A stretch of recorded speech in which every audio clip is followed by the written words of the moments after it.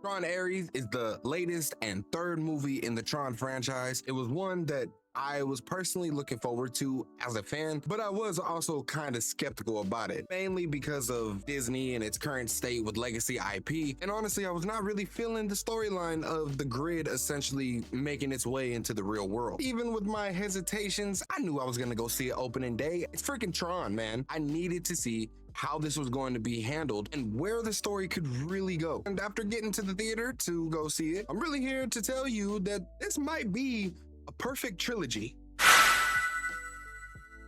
And I know that sounds really wild to hear. Believe me, it feels really wild to say, and it definitely is high praises, but we're gonna talk about the reasons that I feel this way and why I feel that this movie works so well and fits really nicely into this franchise. Starting off with the world that this movie brings to life.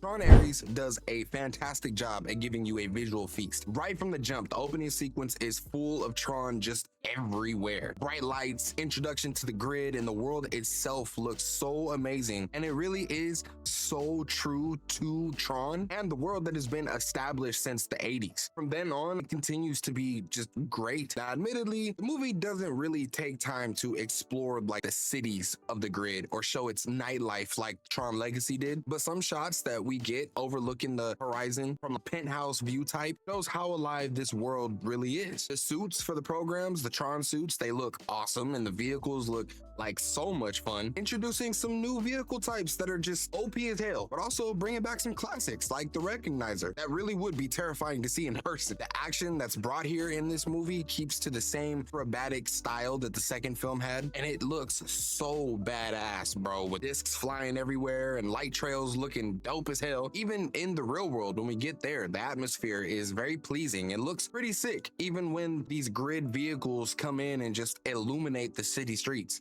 Now, to talk about some of the performances in this film, oh man, like the acting performances in the film were actually really well done. From Evan Peters to Jodie Turner-Smith to Greta Lee and to even Jared Leto, they gave some really great performances that I was actually pleasantly surprised with. With Evan Peters, I mean, it was kind of expected. I mean, he is a phenomenal actor, so I expected him to really deliver, and his emotion and drive in his performance really sold his role as this big bad and corporate asshole. Him being the antagonist and the grandson of the OG film Big Bad was actually a lot of fun to watch, and there were a lot of similarities between the two. Jared Leto's performance, surprisingly, was honestly pretty good, and I think he found a really good fit with this franchise, being this robotic AI in a very monotone speech pattern that worked really well for him. Whereas in other films, I feel like he can sometimes come off a bit corny or a little weird. Here, it worked out really well, and he was easy to take serious as our protagonist. He fits well into the universe. Talking about the story just a little bit. In this movie, we follow Ares, who is a program created to be the master control or head of cybersecurity by Evan Peters, Julian Dillinger. He's tasked to find this code known as the permanence code, which will allow things from the grid to come to the real world and stay here, as opposed to the 29 minutes that they currently have before they are destroyed into dust and returned to the grid. Ares eventually becomes doubtful of Dillinger and outside of his programming, wanting to be more than just a program used to destroy, and eventually must make a choice to either follow suit or be the hero.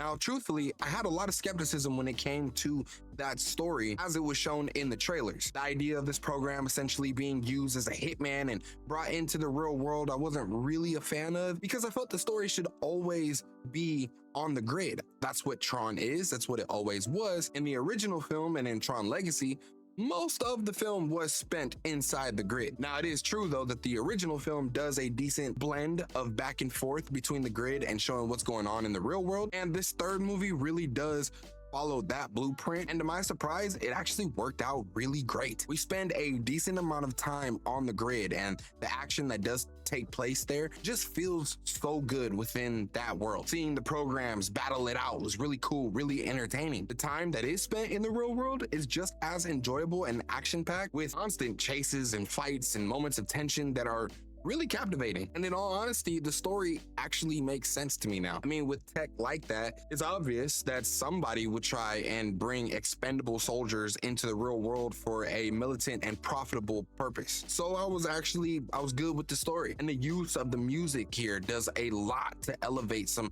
very high tense moments and is used very effectively. Now, the movie isn't all sunshine and rainbows. There are a few shortcomings, minor ones that I found for myself, but the movie isn't perfect. There are some things that hold it back, definitely leave some more questions for the world itself. I think that the lack of tying it to the second film, other than maybe a slight mention of what maybe had happened, feels a little bit lackluster. With the premise of a program wanting to be real, I feel like Korra would have been a good connect or appearance for this film. There is also a cameo that is used in this movie that I feel is completely wasted.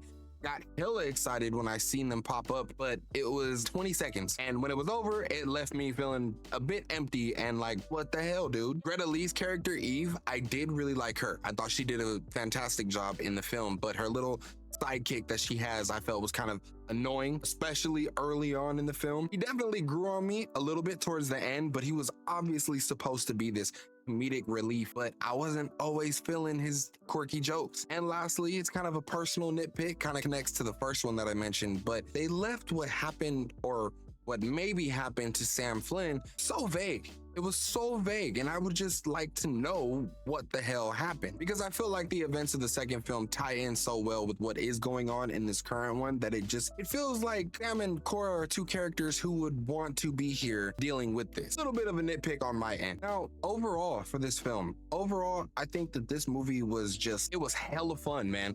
It exceeded my own expectations and really was enjoyable to watch. The story fit well, the action in the world was vibrant and fun, the performances were well delivered, and there were even some small nostalgic moments that really hit in a good way. They managed to use Jeff Bridges really well and serve a purpose in this film instead of just being a nostalgic throwaway. Also mixing that with a really cool throwback aesthetic that I think fans of the original film will absolutely love. It's a movie that I can definitely recommend you go check it out in theaters, and I could honestly give it a solid 8 out of 10. I look forward to a potential sequel, honestly, because there are some clues, and I think that it would be really dope to see this franchise come back really strong and take off, because they honestly dropped the ball by not doing that after Tron Legacy, which is such an underrated film. That is really, though, all I got for Tron Ares. What are your thoughts on Tron Ares? Did you enjoy it? Are you excited for a fourth movie, potentially? Let me know down in the comments. And if you stayed around this long, make sure you hit that like and subscribe button so that we can get this to more people, and also so that you don't fall behind on any future content. I really appreciate that. Thank you. But for now, man, y'all stay geeked. I'm out of here, and be smooth.